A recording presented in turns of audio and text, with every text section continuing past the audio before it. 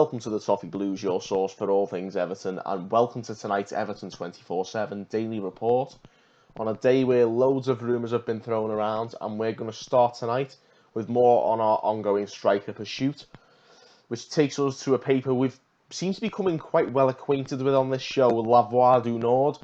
They suggest that Everton have made a €40 million bid for Rafael Leao. Now, Leao is 19 years old, 6'2", and scored 8 goals for Lille last season. Not exactly trailblazing statistics, but at such a young age there is potential there, and there's many plaudits coming from a lot of different pundits.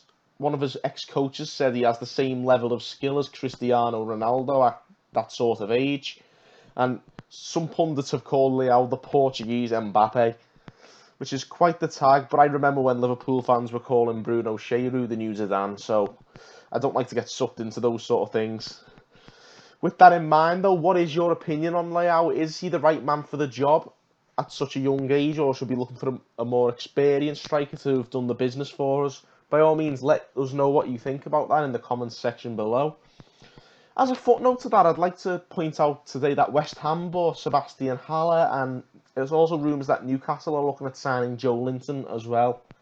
I can't help but think that we should have been after these sorts of strikers, and or at least we certainly should be sitting back and letting them move to teams who are trying to finish above us.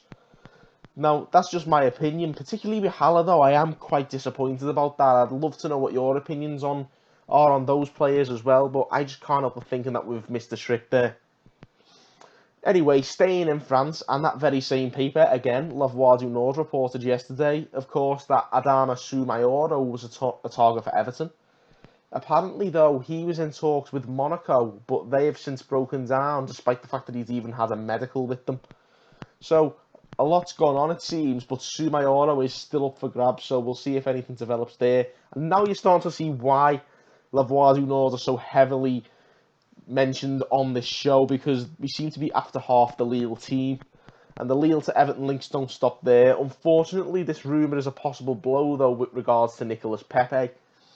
Corriere dello Mezzogiorno in Italy report that Napoli have made a bid for Pepe, which involves offering their Algerian winger Adam Ounas in the opposite direction, as well as €60 million.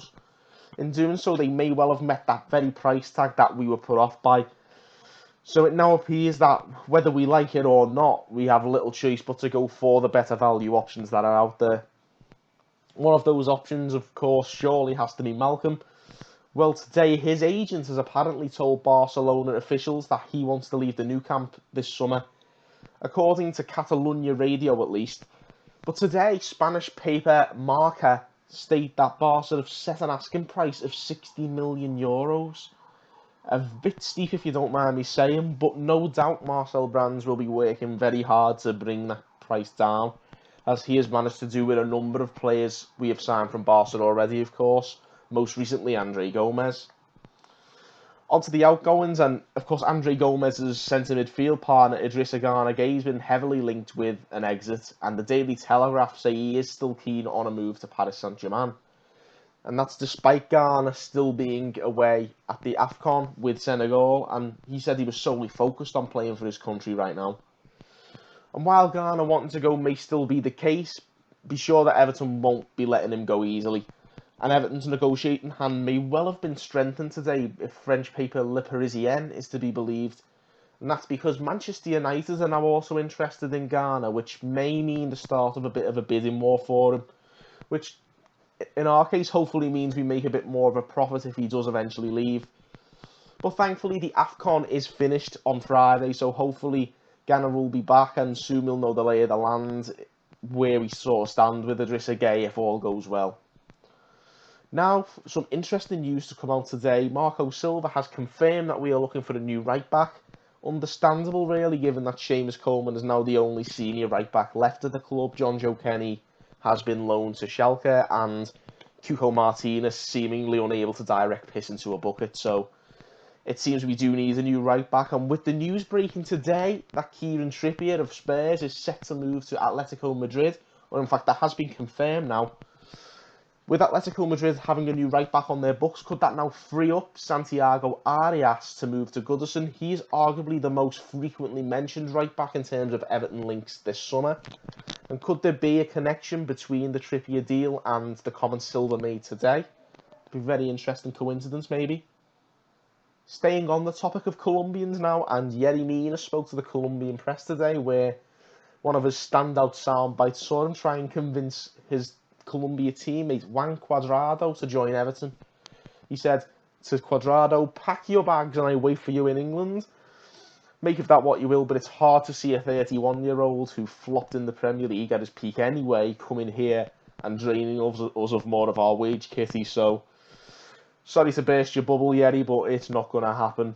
But on that note, maybe you could ask Santiago Arias if he fancies packing his bags instead, because that might work.